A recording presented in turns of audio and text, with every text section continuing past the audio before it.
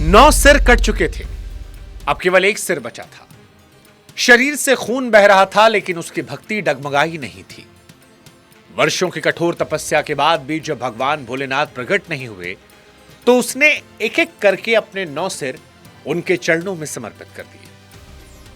और जब आखिरी बार तलवार उठाई और बस एक वार करने वाला था जिससे शायद सब कुछ समाप्त हो जाता, तभी कैलाश पर्वत थरथरा उठता है। आकाश में दिव्य प्रकाश फैल जाता है। चारों दिशाओं में ऐसी ऊर्जा का संचार होता है कि मानो स्वयं सृष्टि किसी असाधारण घटना की साक्षी बनने जा रही, और अगले ही क्षण भगवान शिव उसके सामने प्रकट हो गया।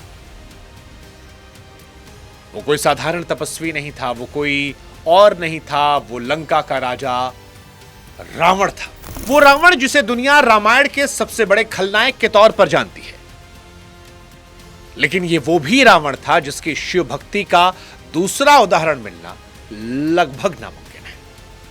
और शायद यही वजह है कि भगवान शिव उसकी तपस्या, उसके समर्पण से इतने प्रसन्न हुए कि रावण से कहा, रावण मांग लो अपना मनचाहा वरदान, तुम जो कहोगे हम तुमसे इतने प्रसन्न हैं कि सब कुछ दे देंगे। रावण चाहता तो असीम शक्तियां मांग सकता था, रावण चाहता तो अमरता मांग सकता था, रावण चाहता तो तीनों लोक पर अधिकार मांग सकता था, लेकिन रावण ने कुछ ऐसा मांगा जिसकी कल्पना शायद भोलेनाथ ने भी नहीं की थी। उसने कहा, भगवान मैं आपको अपने साथ लंका ले जाना चाहता हूं।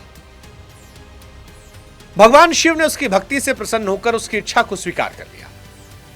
लेकिन यहीं से ऐसी घटना की शुरुआत होती है जिसने इतिहास को बदल दिया। क्योंकि अगर भगवान शिव स्वयं लंका चले जाते तो उसका परिणाम क्या होता? देवता ऐसा क्यों नहीं होने देना चाहते थे?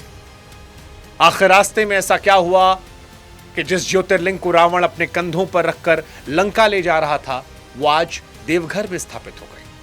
और कैसे उसी घटना ने भगवान शिव के पवित्र वैद्यनाथ ज्योतिर्लिंग की स्थापना का मार्ग प्रशस्त किया? भक्ति बुक में आज की कहानी है वैद्यनाथ धाम की अद्भुत रहस्यमयी और रोमांचक कथा। नमस्कार, मैं हूं शुभांकर मिश्रा और 12 ज्योतिर्लिंग में से एक वैद्यनाथ ज्योतिर्लिंग की कहानी आज हम आपको सुनाने वाले हैं।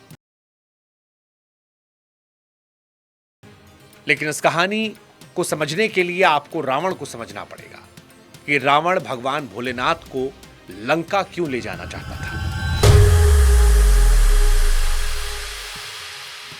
तो देखिए, रावण के पास सब कुछ था, सोने की लंका, अपार धन, असीम शक्तियां, ऐसा वैभव जिसकी बराबरी करना किसी राजा के लिए आसान नहीं था।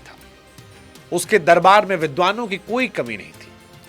उसकी सेना का सामना करने का साहस बहुत कम लोग कर पाते थे। तीनों लोकों में उसका नाम सम्मान और भय दोनों के साथ लिया था।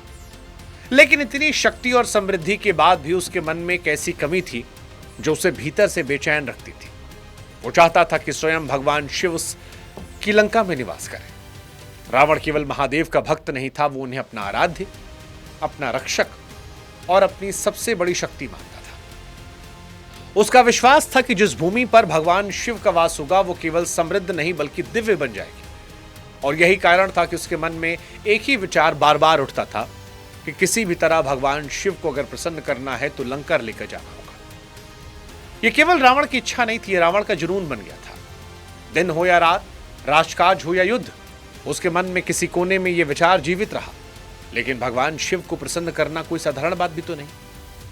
रावण नहीं जानता था कि इस इच्छा को पूरा करने के लिए उसे ऐसी तपस्या करनी पड़ेगी जिसकी चर्चा सदियों बाद भी होगी, और ऐसा त्याग करना पड़ेगा।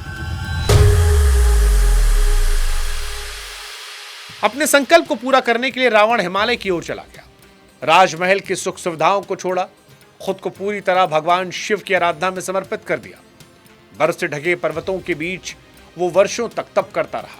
ऋतुएं बदलती रहीं, समय बीतता रहा, लेकिन भगवान शिव के दर्शन नहीं हुए। जितनी देर हो रही थी, रावण का संकल्प और मजबूत हो रहा था। आखिरकार उसने एक ऐसा निर्णय लिया जिसे सुनकर देवता चकित हो उठे। उसने तलवार निकाली और अपना एक सिर काट कर भगवान शिव को अर्पित कर दिया। लेकिन जब महादेव प्रकट नहीं हुए तो रावण ने सोचा, एक और सिर शिव को समर्पित करते हैं।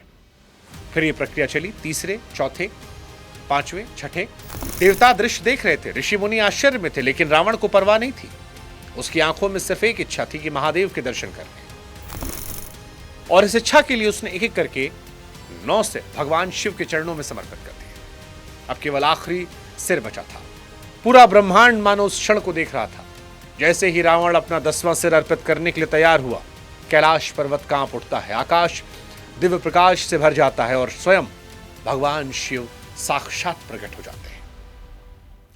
महादेव उसकी भक्ति, उसके त्याग, उसके समर्पण से प्रसन्न थे। महादेव ने उसके सभी सिर वापस कर दिए, उसके घाव भर दिए, उसे जीवन दान दिया। लेकिन रावण की असली इच्छा तो अब आई। भगवान शिव ने प्रसन्न होकर रावण से कहा कि वत्स, मांगो, क्या मांगते हो? यह वो क्षण था जिसका इंतजार रावण वर्षों से कर रहा था।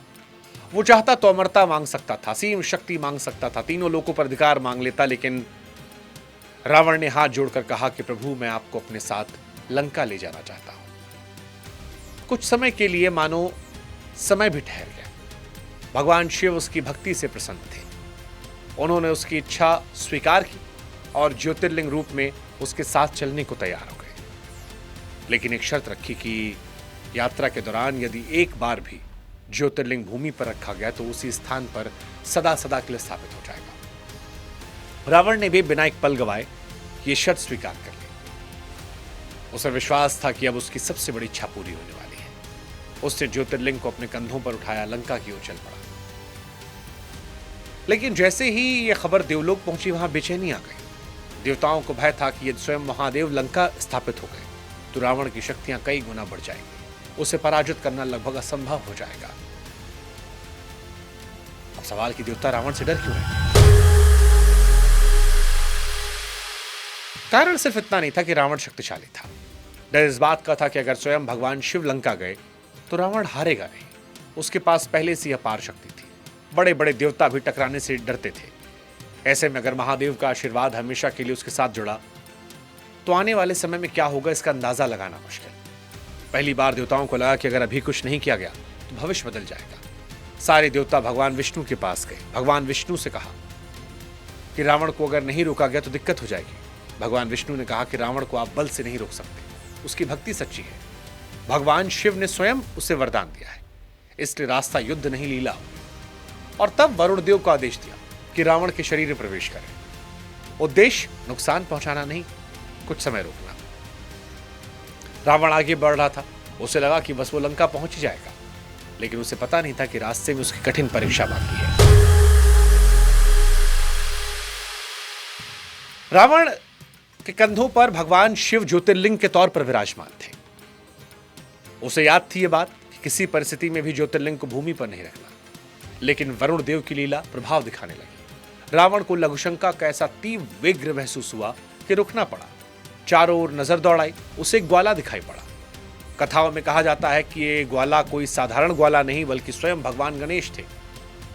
रावण उनके पास पहुंचा, कहा कि कुछ समय के लिए इस ज्योतिर्लिंग को पकड़ लीजिए, मैं लघुशंका करने जा रहा हूं, तुरंत लौटता हूं।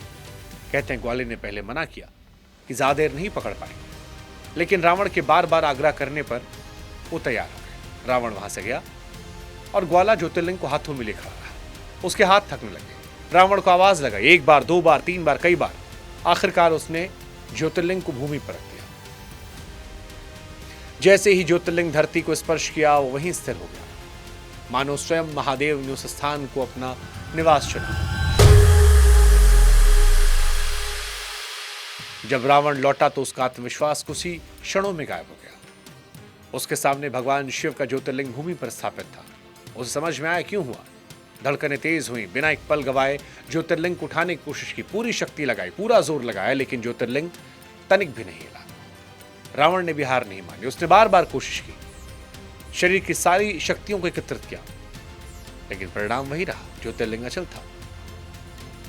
कहते हैं कि वो क्षण था जब रावण का क्रोध और पीड़ा दोनों चरम पर थी। जिस भक्त ने भगवान शिव को पाने के लिए अपने 9 सर तक अर्पित कर दिए थे, वो आज अपनी सबसे बड़ी इच्छा को अपने सामने देखकर बेचैन था।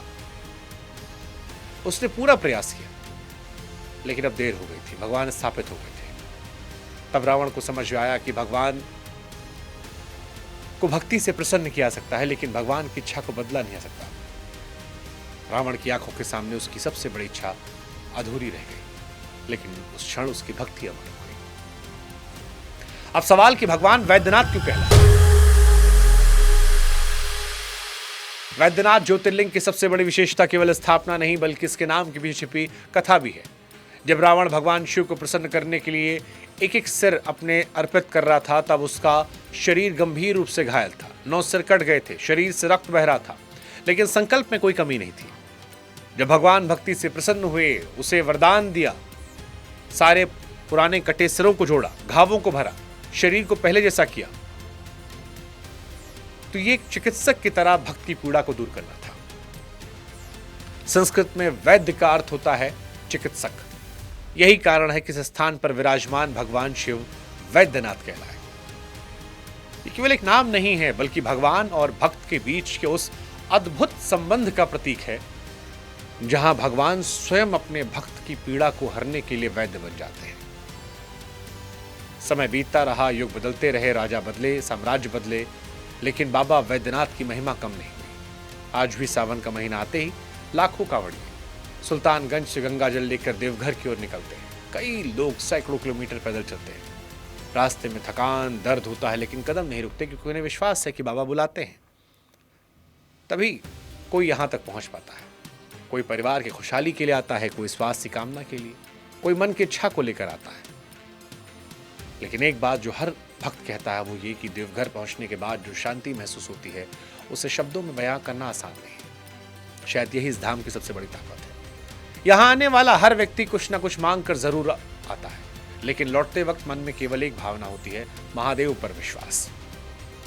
यही कारण है कि सदियों बाद भी वैद्यनाथ धाम केवल मंदिर नहीं बल्कि करोड़ों की आस्था और भरोसे की उम्मीद का केंद्र बना हुआ है।